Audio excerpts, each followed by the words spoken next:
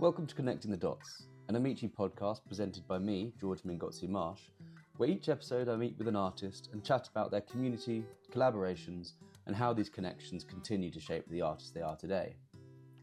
If you're watching the video version of this podcast at Amici.Art, then keep watching at the end for some bonus footage from my studio visit. In this episode, I speak with Lucia Pizzani, who is an artist I first met through a mutual friend, the curator Jen Ellis. Lucia went on to exhibit at a sculpture park I used to run called Contemporary Sculpture Fulmer, where, as well as exhibiting a sculpture in the grounds, she organised a wonderful cross-disciplinary performance that was enjoyed by our visitors. I recorded this conversation with Lucia earlier in the year, actually, and at that point, there was a plan for her to be exhibiting in a section curated by Jen Ellis and Apsara Studio at Frieze in LA. And when we spoke, there was a certain amount of uncertainty because the fires were raging in LA.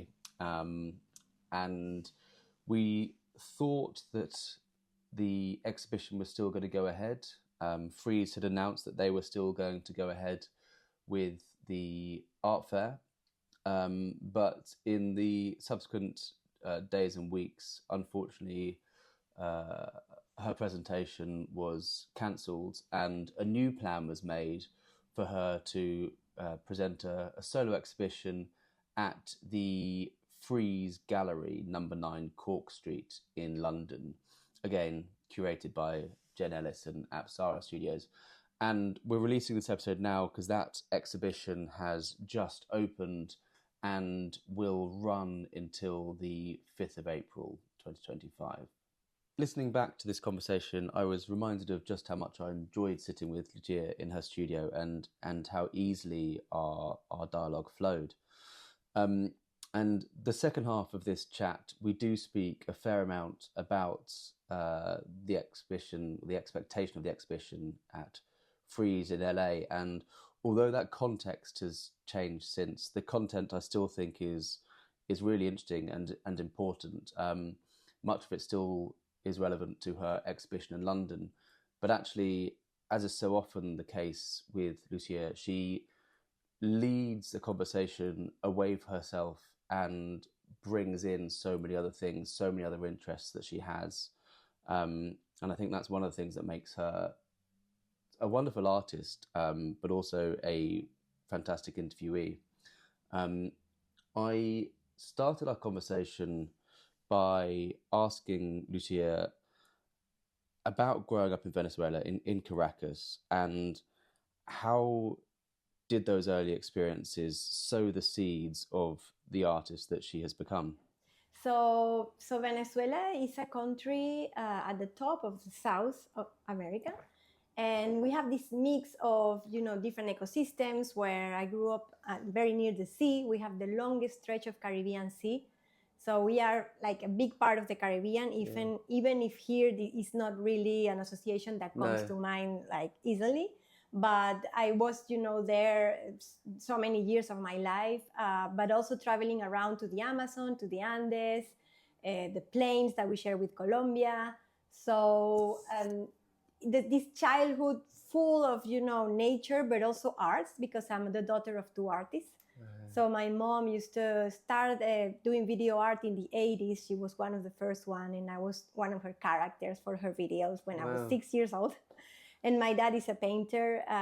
So we lived in Paris as well from when I was 6 years old to 10. And then I felt so much nostalgia that I think when I came back finally to live in Caracas when I was 10, I was really, really rooted in the landscape, the smells, the sounds, everything, the food, the people. So it's something that then when I moved out again, when I was older, I think all these feelings are still in play. You carry them with you. Yeah. Those kind of childhood sense memories can be so vivid, can't they? Yeah. Amazing. So, moving on from that, like after Venezuela, like you said, you lived in Paris for a little bit. You've lived in the US. Obviously, now you're living in the UK, and you've done residencies and exhibited internationally. How has this idea of movement and migration shaped your artistic language? Yeah, I mean, you start to see that it's this migration thing is not only a human thing when I start to look at plants and other species that have moved with us and seen in all these histories, like, for example, how the aloe vera arrived in America. And it arrived in the boat with Cristobal Colon, as part of the first aid kit. So there are all these crazy stories. Really? Yeah, like you start to read and research, because some plants that we feel are really ours, like the mango that was everywhere on the floor, and is from India, of course. So I think that a lot of my work carry all these layers, where I'm in London, I've been here 15 years, and I can be using a clay from the UK, but then I imprinted with a corn that I brought from Mexico, which is a place where I've done many projects, residencies, and of course the culture there is so strong. Yeah. Also because of the lack of being able to be in Venezuela because of the huge crisis that had happened. So I was absent for more than 6 years. And Mexico was almost like a refuge in the south where I could actually be and work. Yeah. Now I have been back in Venezuela in the last years because the situation is more under control. Stabilized a little bit. It's stabilized, and there's still many problems, but also there is so much... when you do things there, people really want to get involved. The response is amazing, and you feel you can give back and get involved with the local art scene, which is very vibrant and exciting. So I think for me it has been very important to be back as well. Yeah, no, I think that kind of connects with what I wanted to talk about a little bit next, was the sort of the materiality in your practice. And I think I've heard you talk about clay as a second skin and a kind of a carrier of stories. Yeah. I'm quite interested in how that has been, because I think you said you've been working with clay 15 years? Yeah. So so since that has kind of come into your practice, how has that enabled you to kind of tell some of these stories and bring some of these things through with you? Yeah, I mean, I started working with photography, so I was image-based at the beginning, but I was always concerned on how to make this photograph an object. So I started to print in different materials, and then when I encountered clay, when I did my degree here at Chelsea College, it was just the perfect medium to express so many things, like the haptic qualities, the imprint. So I did my degree show was imprinted my whole body in a room with the plaster of the walls. And at the same time, I was doing these ceramics where there was almost like wounds in the body that had to do also with this, migration kind of feeling of loss. And one of the artists that I always go back to is Ana Mendieta, and her silhouettes and all the relationship with the earth. But I think she was also trying to reconnect because she was in exile. And I did feel this exile thing when my country went into this terrible situation of lack of food, medicine, the big crisis. So there is this wanting to reconnect that I think is there. But clay itself goes back so much in time. Like when you go to the Lascaux caves, or I've been doing lots of cave visiting in France and then Mesoamerican cultures in Mexico. You also find that it was one of the first places where material culture happened. So all the stories are there since a long time ago. Yeah.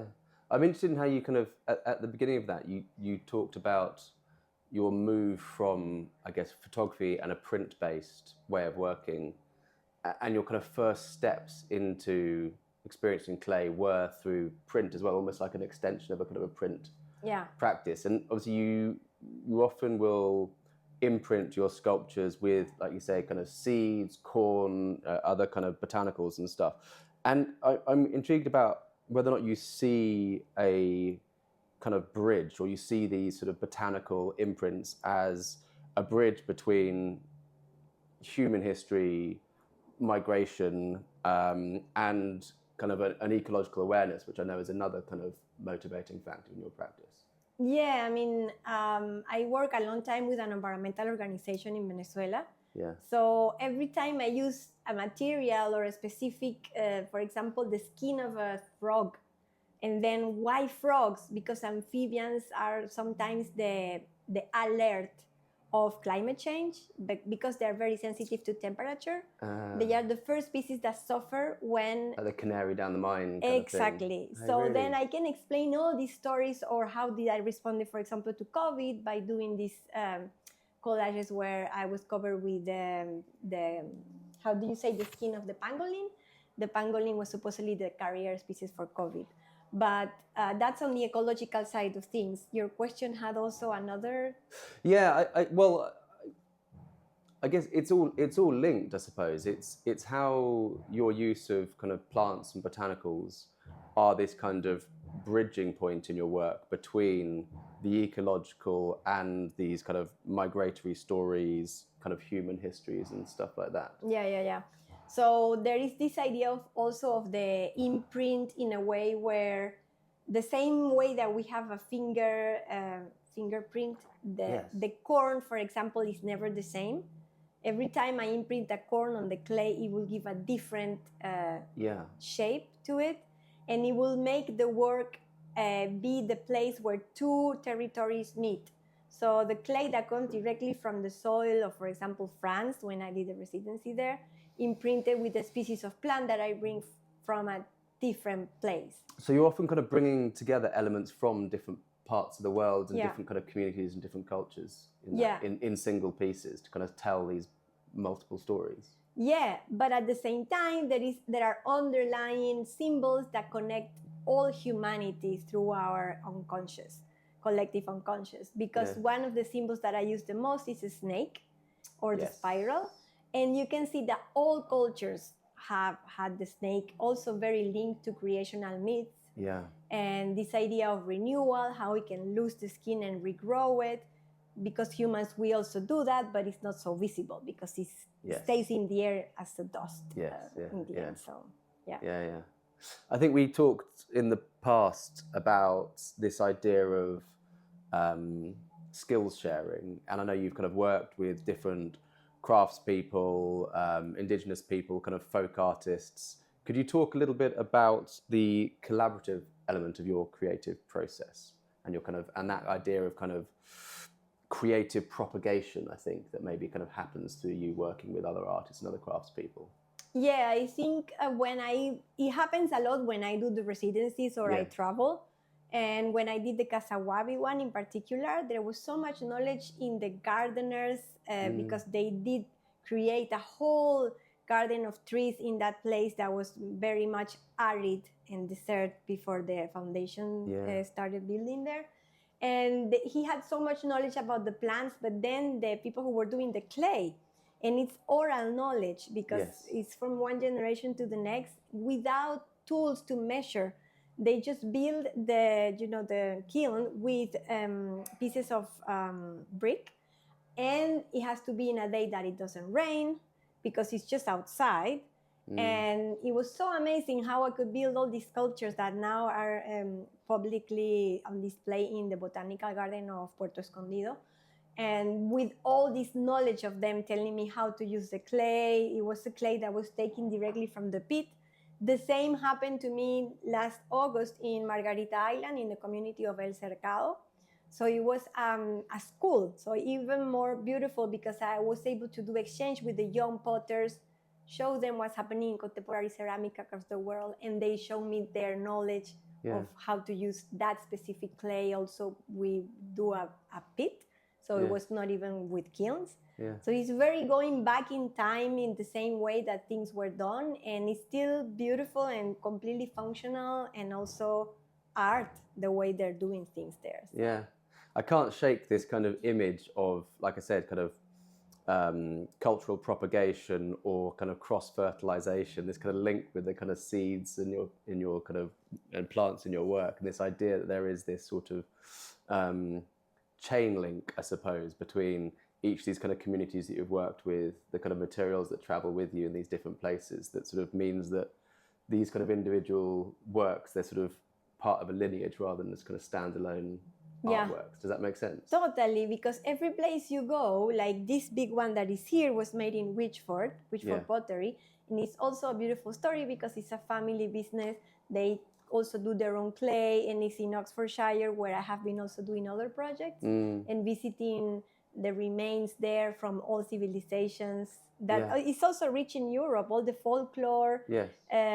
So it's North and South hemispheres, and they all bring, tales and stories that have been forgotten. Even the use of plants as medicines. There's so much there to recuperate, and I think it's an interesting moment now where people are, oh, okay, I'm taking this pill, but what does this contain?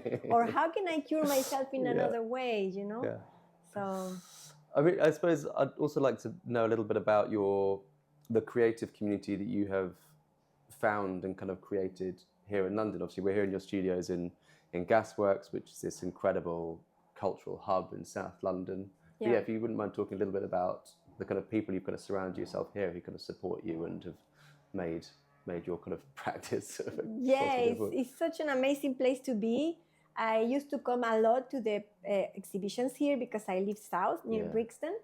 And then I got involved in the community projects. They have this outreach with mothers, mostly Latin American. And they come with their kids, sometimes the husbands too. And we started doing workshops with clay and plants, doing these monotypes that I produce. I call them clay drawings. And then we did a collage too. So it's been 2 years in a row with me interacting with this group, and they feel at home at Gasworks. So not only that, the artists that are here, they're all amazing, and we do this thing where we have dinners together or we go to shows. Plus, of course, the amazing opportunity to meet people from everywhere every 3 months because the residents. You will always become closer to one more than another, maybe because of the language, the Latin Americans, we always click. But there's also other people that, are so nice. And I think the Gasworks is now doing more and more exchange between the London people and the international ones. Yeah, it's amazing. That's very nice. Yeah.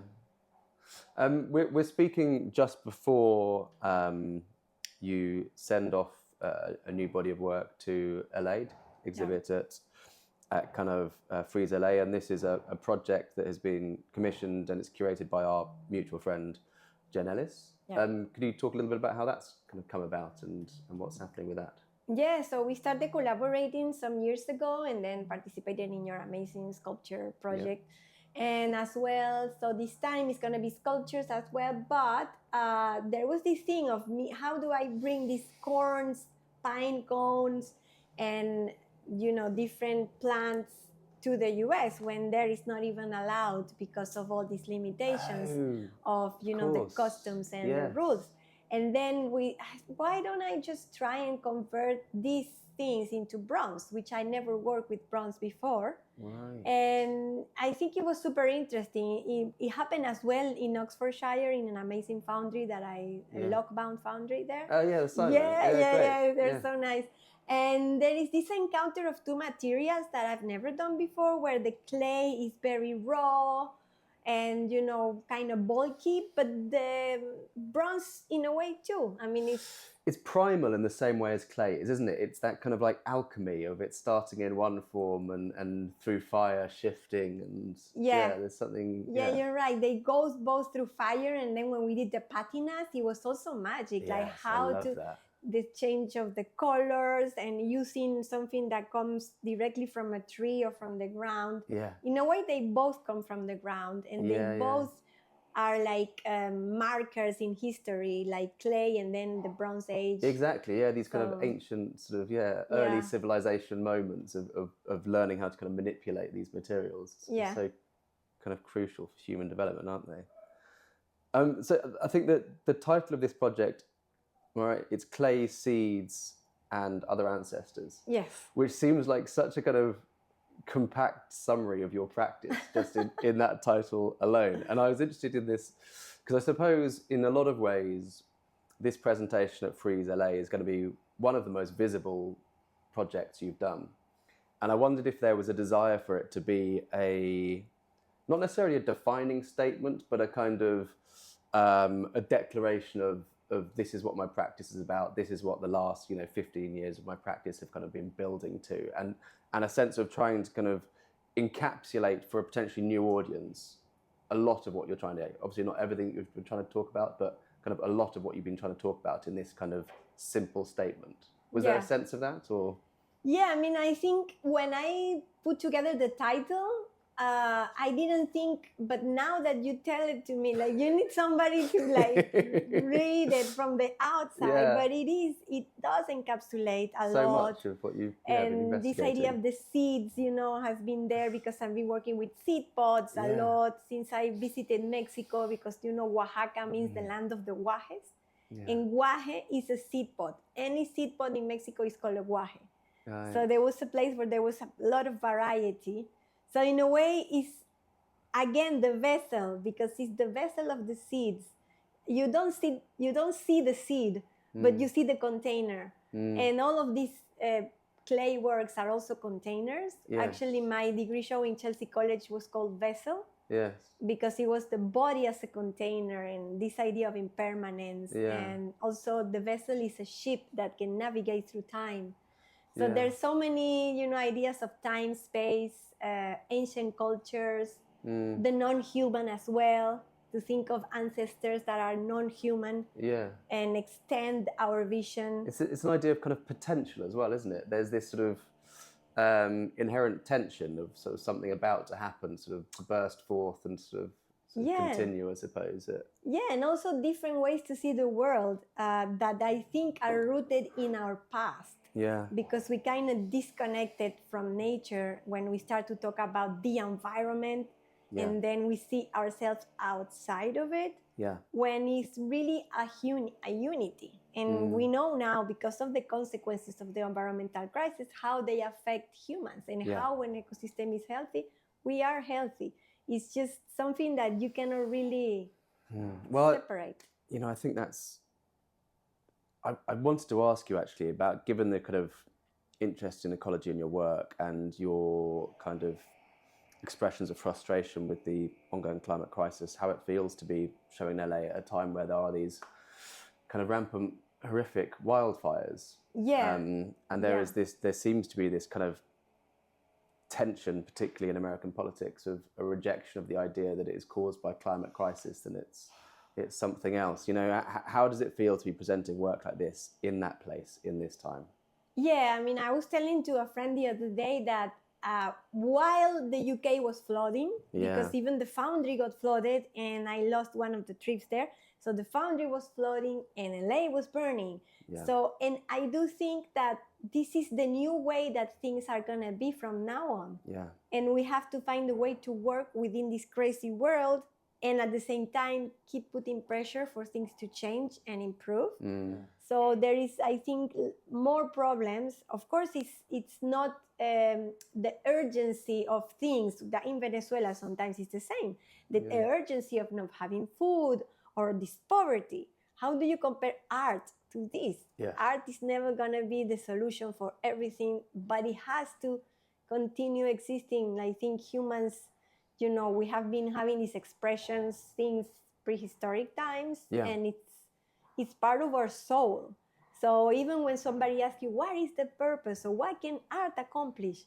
I think that even that question maybe doesn't have an answer, and doesn't need to have an answer. Is there a hope that you are not proposing solutions, but maybe provoking questions and trying to get people to kind of think about this kind of connection with the environment, and maybe how we've lost some of that? And yeah, totally. I think my work has a lot of messages, and interacts in a very clear and almost easy way with the viewer.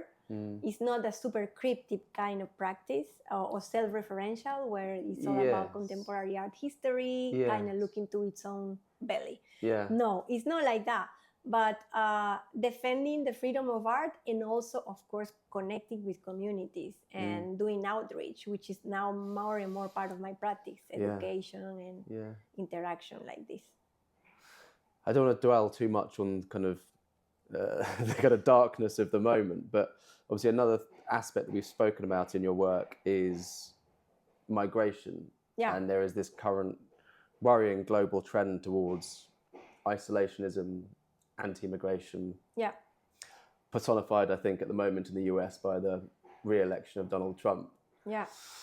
Again, how does it feel to be presenting work that is so much about the I guess, or reflecting the kind of positivity of global migration and the kind of interaction with different communities and populations? How does it feel to be working in this way and trying to express these ideas in a moment where the rest of the world seems to be turning its back on this?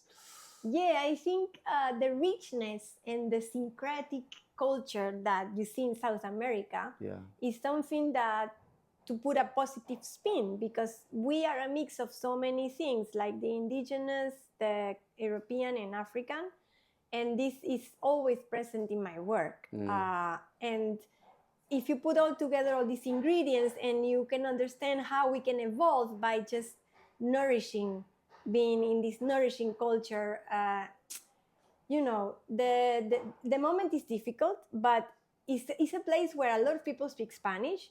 I come from a different reality because Venezuela, is a completely different case. But we also have been, almost 1/3 of the country has left. Like out of a population of 30 million, more than 8 million of Venezuelans have left. Wow. So we are one country that is impacting in the rest of the continent with our migrants, with the people that are trying to find a better future. Yes. But in the end, if you think of humans as a species, it's always have been a migrating species. Yeah. So, and then now we live in a modern world with like countries and borders where when you see the species of plants and trees or indigenous communities in the present, the borders are not there. No. Like the Wayuu that are in Colombia and Venezuela, they are one community. The Yanomamis that are in the Amazon in the south is also their old brothers and sisters, and they go across 2 or even 3 countries. They can move around, So we of course need a structure nowadays to function, but why don't we just think in a contrary way, like trying to see back? What would happen if then, as you say, everything is isolated? Yeah. We cannot sustain ourselves anymore in an isolated way, because even with the fruit, the food, the many goods are just traveling all across the globe. So now all this interconnectivity is also even in the trade and the way we eat and the way we dress, everything.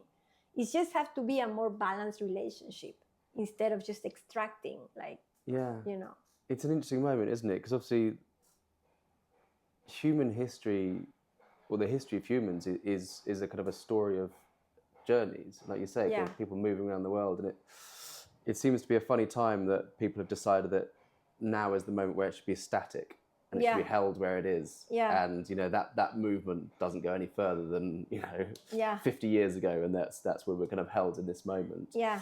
And we obviously see in the natural world, and if we kind of consider ourselves as we should a part of that natural world, like what happens when you try to restrict things too much, when you pave over the grass and you get flooding, and you try to kind of like pen in a river too much and it bursts its banks. It's sort of nature doesn't work in that way. It can't be kind of contained. I think it's sort of hopefully that's a lesson that can be learned if we start looking back at kind of nature. We're messing around with cycles that have been perfecting for centuries. Yeah, exactly. And we are not that, we are intelligent, but we are not that important in the end. It's like, come on. No.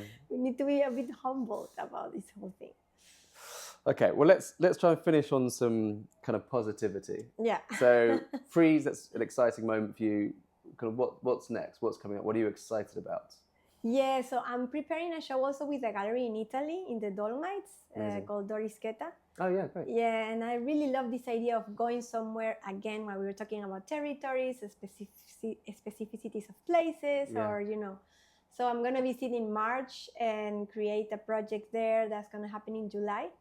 And I'm also working in a big commission for a hospital in Twickenham. Amazing. With this charity CW+.